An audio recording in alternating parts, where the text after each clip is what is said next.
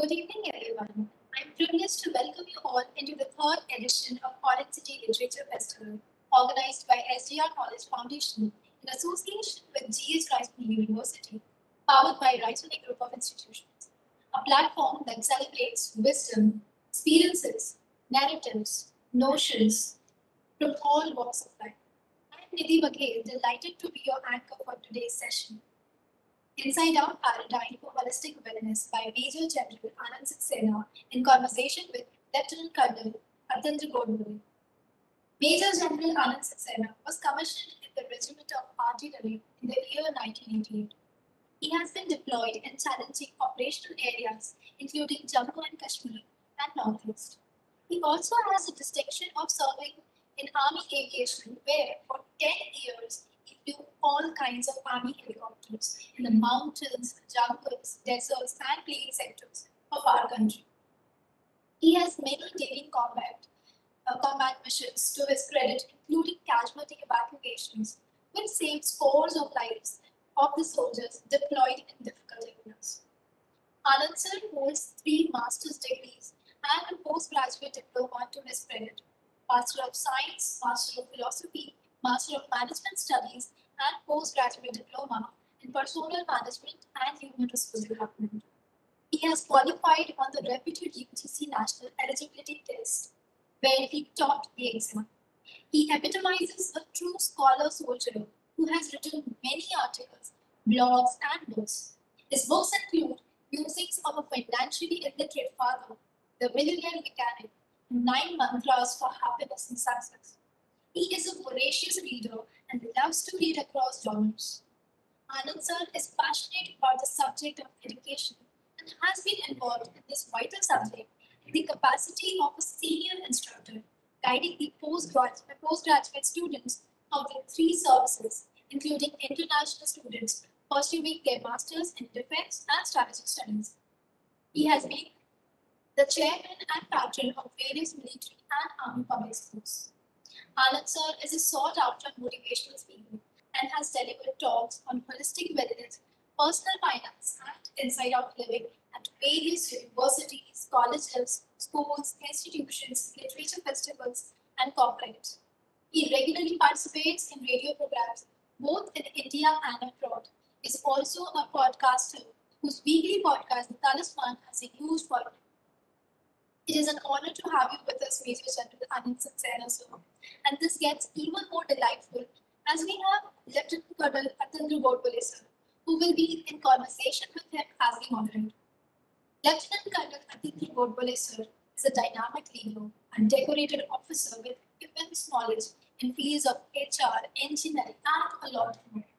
Atendra, sir, has been acknowledged for achieving excellence in HR policies and programs, strengthening talent acquisition and development management, performance and team management, and retention initiatives, and optimizing allocation and management of multiple resources.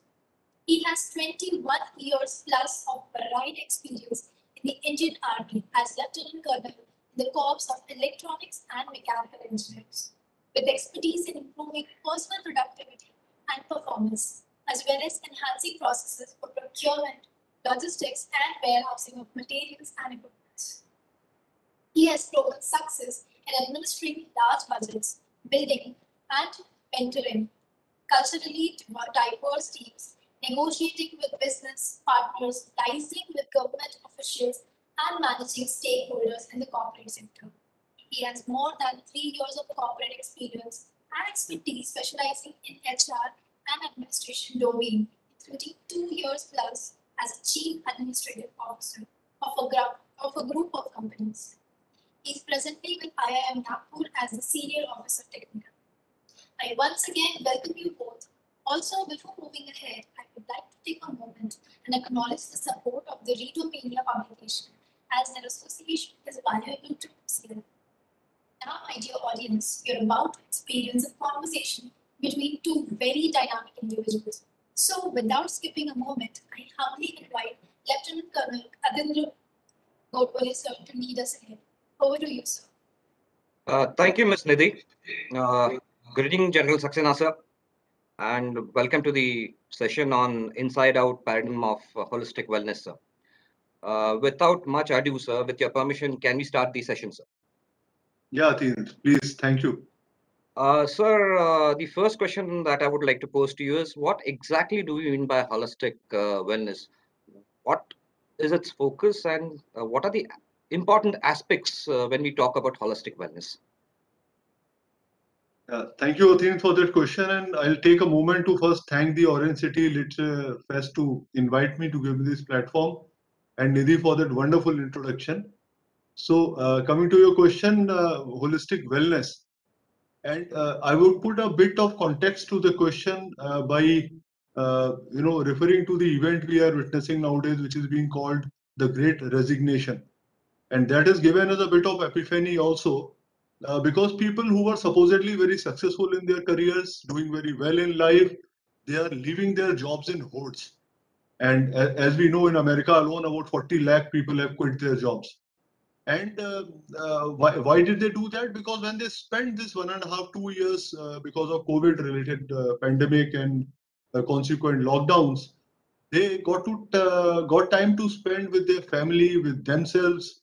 They realized that life is much more than this race of 9 to 5 and beyond, and possessions and acquisitions and so on and so forth. And they had crores of rupees in the banks, and they had no avenue to spend it. No outings, no food joints open, no shopping, and suddenly life started making a lot of sense to them. And that is what I'm referring to about holistic wellness. So before that, I've also referred to inside out paradigm. What is it? Most of the times we live by outside in paradigm. That means we want to have certain externalities in our life. It may be people, it may be possessions, it may be circumstances. Unless they are good, we are not good. Unless I achieve that, I am not happy.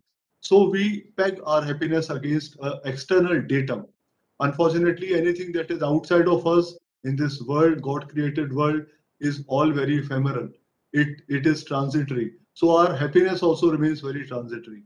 So when we switch over from this outside in paradigm to a inside out living paradigm, and our inside, which as we know is we all are Jivatma, part of the Paramatma, and which is always happy, always joyful, always blissful.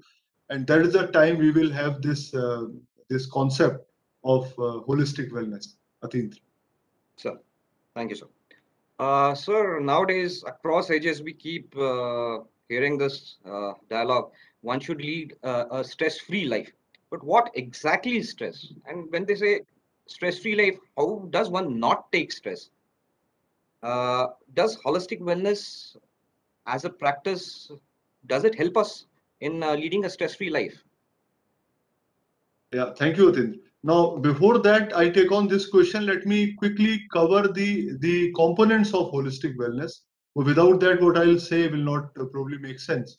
So, the holistic wellness concept starts about with you. You is at the core of this entire concept because it's always about us. Like they say in the aircraft in the emergency announcement, you first put on your oxygen mask before you start helping others. So, it's always about you, and you are nurtured by your family. So our family ties is the one we should always and every time, without fail, nurture as the first priority. Having done that, we move to the three spokes, the inner ring of the wheel of life, as I call it. And those three inner spokes are our physical, our mental, and our spiritual well-being. Once we take care of these three aspects, only then we should move to the outer three spokes of wheel of life, which is our financial, our social, and our professional lives. Unfortunately, most of the times we start living outside in. So we want to go for our professional life achievements. We want to go for our financial life achievements. That is where things go topsy-turvy. Now coming to stress. Now, there was a study I was reading by Lancet Psychiatry. The study was done on India covering about 2 decades of period, and it's not very old. It's just about 2 year old study, less than 2 year old, and the things would have gotten worse from there. And as per that study, one in every 7 Indians today is suffering from one or the other mental disorder. WHO last year rated India as the most depressed country in the world, and it's not without good reason, I would guess. When I was in school, and it was a long time back, we used to read about stress and strain in our physics classes. Today, it's outside in our lives. I don't know. It's today. It's sorry, sir, but today it's in the real life. So from textbooks, it's come to the live books. I don't know how it has happened. And what happens is that our celebrities, our so-called opinion makers, also make it glamorous. They come out and say, I am depressed and I am under mental anxiety, I am taking treatment. And a normal person like you and me says, okay, these people who are reaching a 5-star, 7-star life, if they can have stress, I think I better have some stress. If I don't have stress, something is wrong with me. So you want to also have stress. You want to tell people how stressed I am. We say, weather is so depressing. Well, weather is what it is. It is that you are depressing. It is the inside out paradigm. We experience the world as we are from inside. It's a fact of life. Two people will see the same event and experience it totally differently. In fact, the same person may look at the same event and look at it very differently depending on the state of mind. So it's all about inside out, what I was trying to say. But is stress all bad? I think we have heard about the term called optimum stress level. So there has to be a bit of stress which is required in you to perform. If I prepared for a very important match for last 1 year, it's my event in Olympics. If I don't have those butterflies in my stomach, that stress, there is something amiss. So that positive stress has to be understood in a positive manner. If I'm a team leader of a team, Atin will bear me out. We have been in that situation.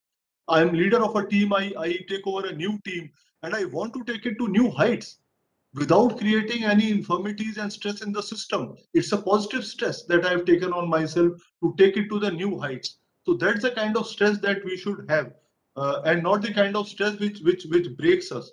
You know. So you talked about causes, and if I may take a minute to talk like few causes that I think which are there.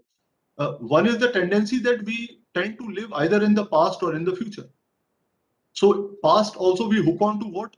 We hook on to the events that have not gone as per our expectations. Someone has misbehaved with us. Someone has talked to us in a manner which was not appropriate. I lost so much of money in that stock market crash, so on and so forth. So you hook on to the bad events. They may have taken place 4 decades back. You keep ruminating, keep spoiling your now, or you keep getting anxious for the future. You keep thinking about the worst possible possibilities which will actually never come true. So your propensity to live in the past or the future against rooting yourself in the now, I think that is creating the biggest problem so far as nowadays the fast life is concerned. Sir, like you mentioned, the inside out wellness, basically the core is you. And how important is diet as far as the holistic wellness? Yes, for a full stomach is a happy stomach, but speaking in terms of holistic wellness, how important is the diet? This question I'm asking because nowadays there's many types of diets floating around in the market. There's keto diet, then GM diet, then Dikshit diet. Then there's a thought process saying that go local, eat moderately. So so in the whole paradigm of holistic wellness, how important and is diet? Yes, Atindra, you have taken on the spoke of wheel of life, that is the physical part here. And physical part consists of two things. One is very simple equation that how much you are eating and how much are you burning. No, it's a very simple equation. There's nothing complicated about it. Of course, what you are eating also matters, but it is much lesser than how much are you eating. And the diet thing that you said, yes, I agree with you. A lot of fat diets are there and we are seeing the bad effects. It must be happening all across, but we read about famous people. So this actress Mishti Mukherjee, she apparently died of keto diet, protein overdose. She died of that. And we had two famous celebrities recently, one of South and one of Bollywood and the TV serial fame. They literally died on the treadmill when they were trying to become fit. The irony is that they died while chasing fitness. So again, you say I have a 18-hour work schedule, but I'm very passionate about my gym. I come back at 2 a.m. I hit the gym. I think you are going very wrong somewhere because you are missing out on that wonderful 7 hours of sleep, which is required to recharge you for the next day. So you are running after one spoke of life, which is physical, that I have to do 1 hour of gym. And if I don't get time, I will take some supplements. I'll take some additional proteins. I'll take this, I'll take that, and which your body will not be able to handle and digest because you're not in that frame of mind, that state of mind that is required for that digestive process to take place. You are not giving yourself adequate sleep. I mean, so you may say I am very physically fit, but if your sleep cycle is deprived, there was a study which said that if you are sleeping less for about a week or maybe 3 to 4 days, I'm forgetting, it is akin to having some percentage of alcohol in your body permanently. So you are literally walking drunk. That is the state you are in if you are not getting adequate amount of sleep. So we've been taught since childhood, we've all been raised on some kind of diets. They are Indian diets. And those Indian diets that have worked for this country for thousands of years, I'm afraid, cannot be wrong. And a country which is 250-year-old cannot be telling us what to eat and how much to eat. So whatever our forefathers ate, please eat all that, but in moderation. That is the key. Do not go for something fancy and something new. It will not serve. Our genetic disposition is not there to handle, and don't get misled by this kind of misadvertisement to say, chole bhature mat khana because chole bhature mein to bahut maida hota hai, bahut, and then the next thing you see is a Mac burger, ad there, loaded with all dead calories that you consume. So we should be very careful about we eat what is there with our forefathers. Those eating habits we should take. Moderation, exercise regularly. I think that is the mantra. Sir, thank you, sir. So it will be good to have a aloo paratha rather than Kellogg's. Any given. Thank you, You caught me there. sir. So coming on to the next aspect, sir, that we keep listening to certain mental conditioning practices such as Zen, NLP. So are they part of holistic wellness? Yes, Atindra, very much to certain extent. Zen, I guess you're talking about Zen meditation and all that. Meditation. Yes, sir. Yes, sir, exactly. The Zen Yes, practices. And there are so many other kinds of meditations, and I also do a meditation which is called Kriya Yoga. So definitely these meditations are good. NLP is a different kettle of fish because NLP is something in psychological domain. So while NLP may give you a bit of relief or may make you happy for some time, I think it is more palliative in nature, and the longer lasting way to go is to meditate. I will urge all those who are listening and seeing this session to please incorporate the practice of meditation in your day. I am not talking about puja part. I am talking about meditation.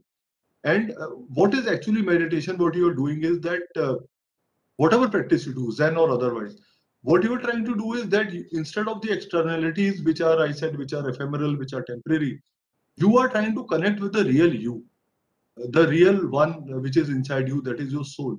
And all these trappings of our body, our mind, our intellect, that we think is the real you is actually not so.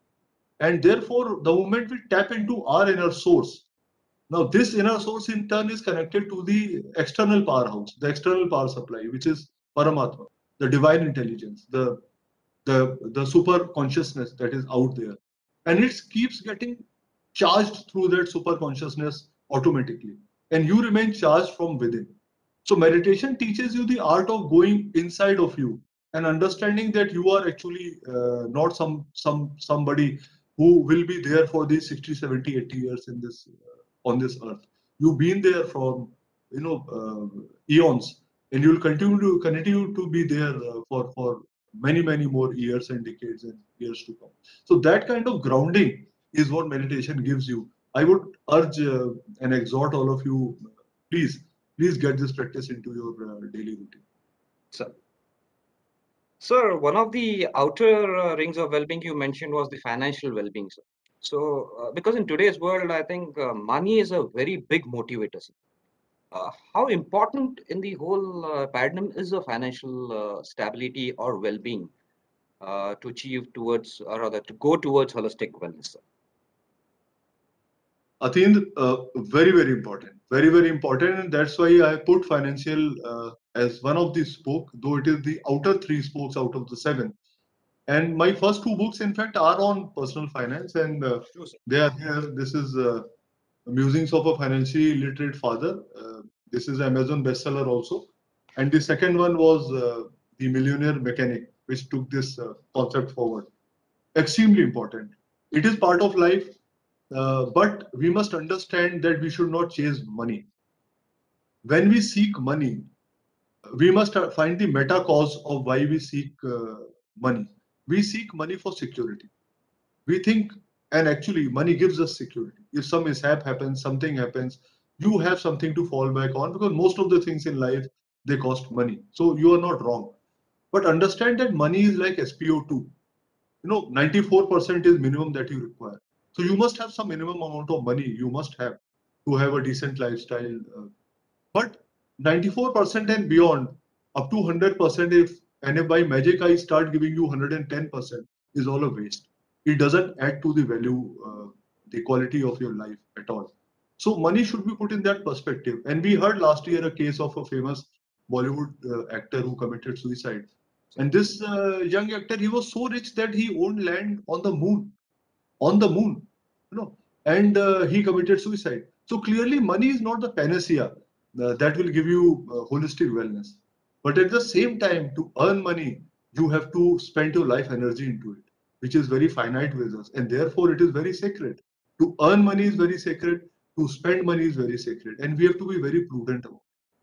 So the alchemy, I would say, lies, Atindra, is that so long as we keep selling our time and life energy for money, there will be a problem. We'll remain poor.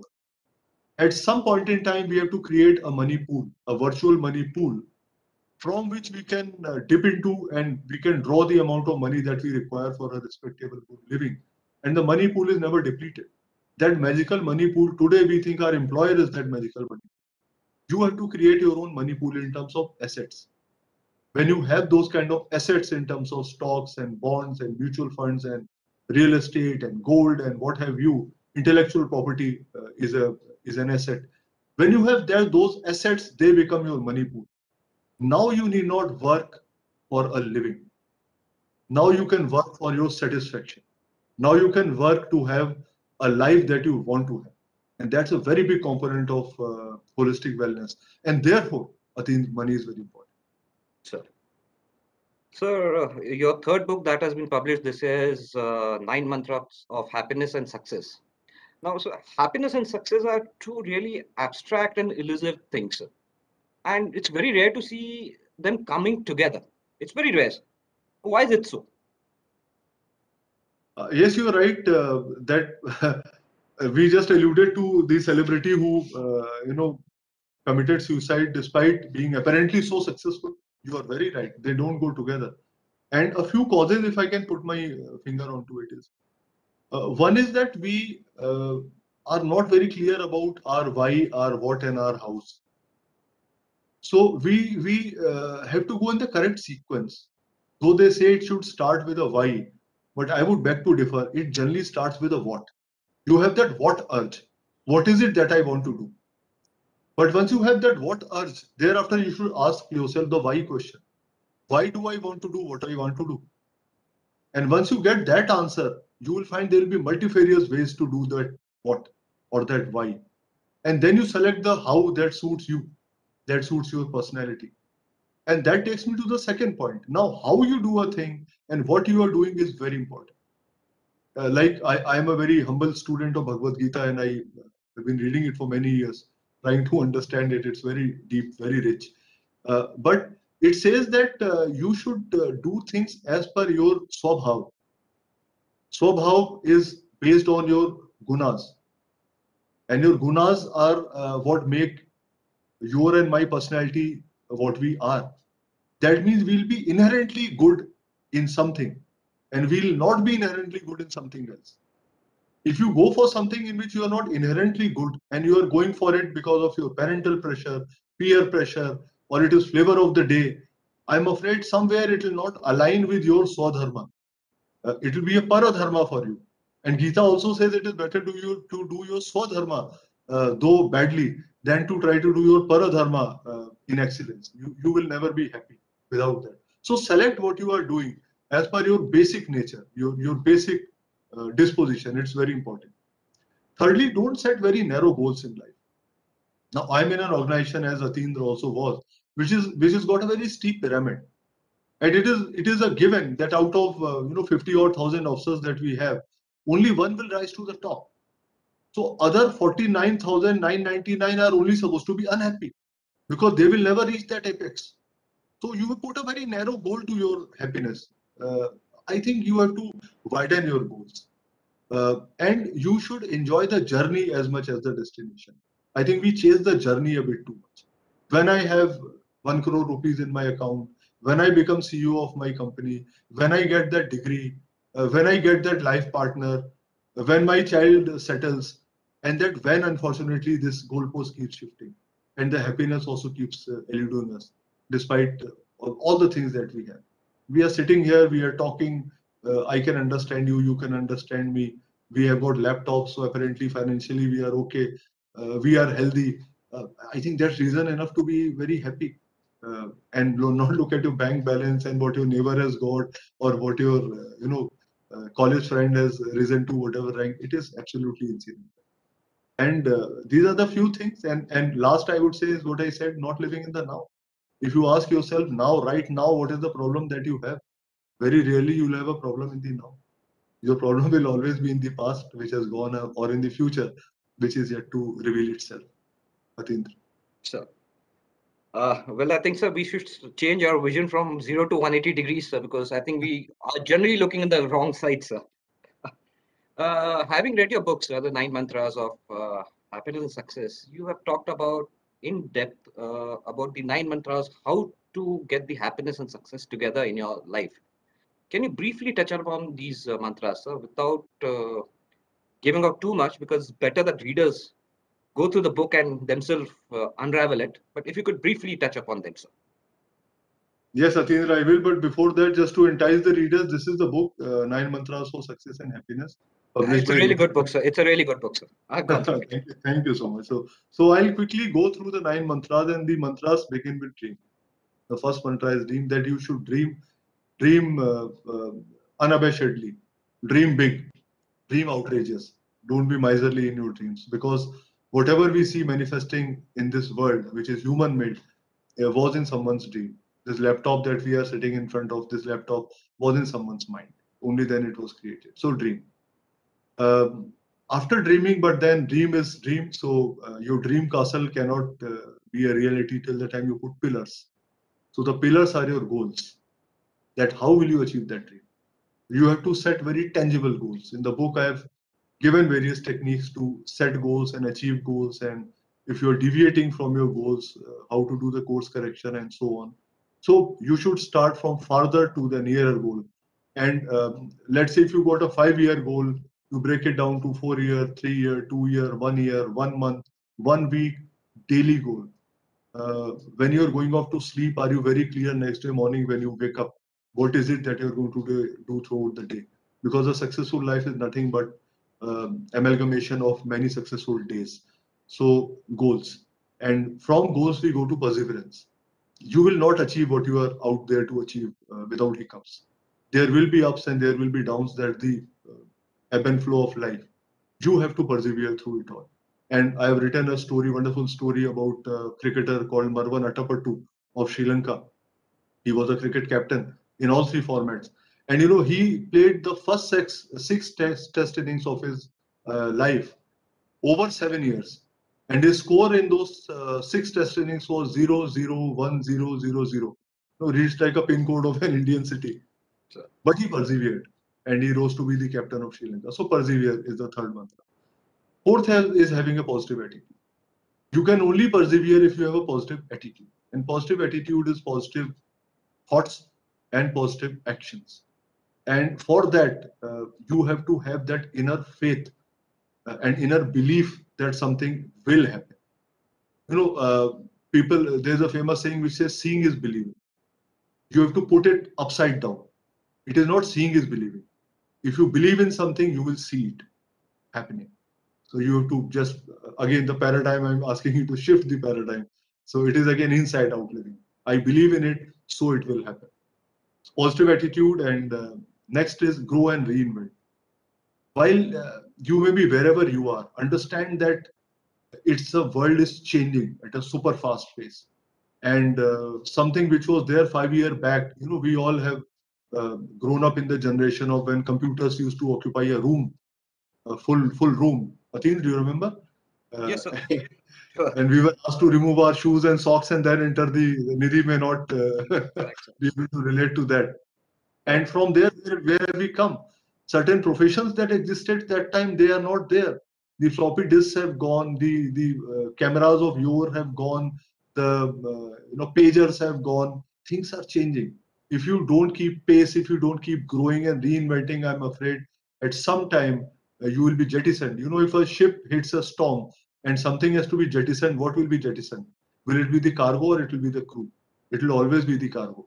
At some point in time, you will become the cargo, like the 70 odd million Indians who were 7 odd million Indians who lost their jobs in COVID. Who were they?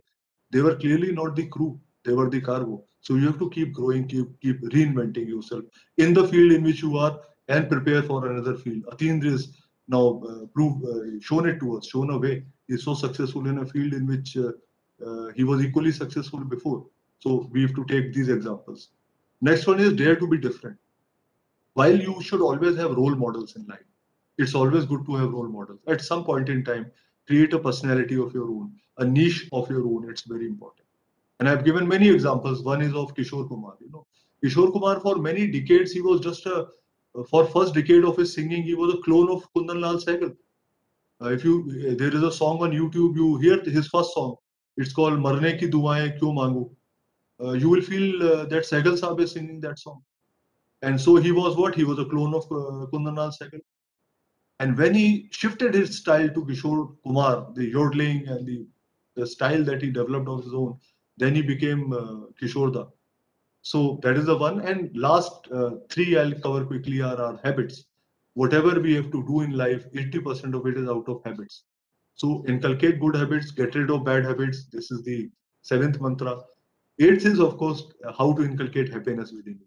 There are 173 studies I went through, which prove the fact that it is not that success brings you happiness, it's the other way around.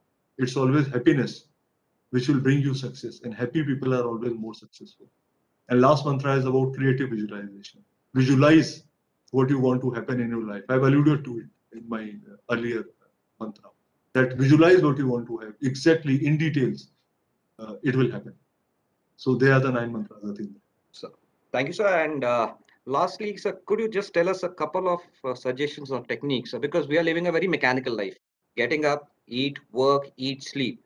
So something we can start immediately, sir. A few techniques, one or two of them, sir. Okay. Yes, I think I've got about 2-3 minutes left, so I'll see maybe 2-3 techniques I'll tell you. One is that you start spending some time with you. I've spoken about it. We spend time with our job, with our peers, with our family, with our smartphones, with our laptops. Where are we spending time with ourselves? Start spending time with yourself. Meditation is part of that. Start doing that.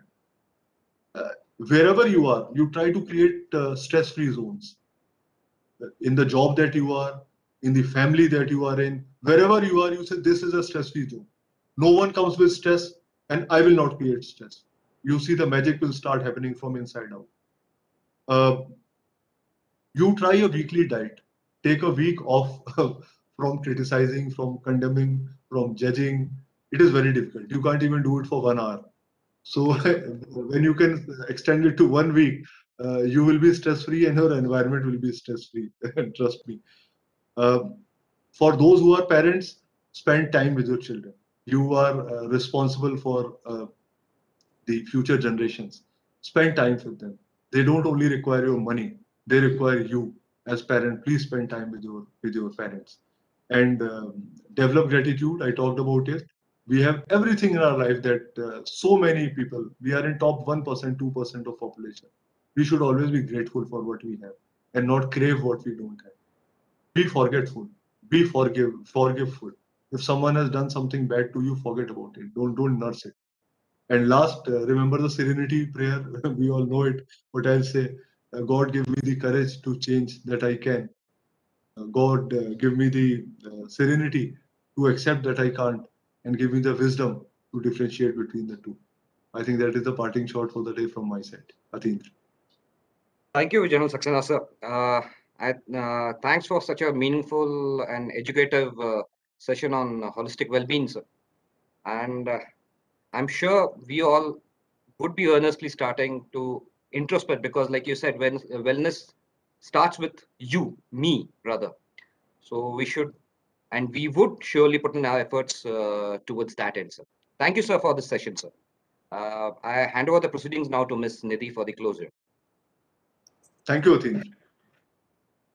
Thank you so much, sir. This was really an insightful session. In just 40 minutes, I learned a lot to apply in my life immediately. So thank you so much for that wonderful session. I would like to thank Major General Anand Saxena, sir, and Lieutenant Colonel Atindra Godbole, sir, for joining us today. We wish we get to hear you both again and be equally enlightened as we all are today. And for my dear massive audience, I'm sure that after witnessing this conversation, you all are taking home an enriched version of yourself, just as I will. Thank you so much for joining us today.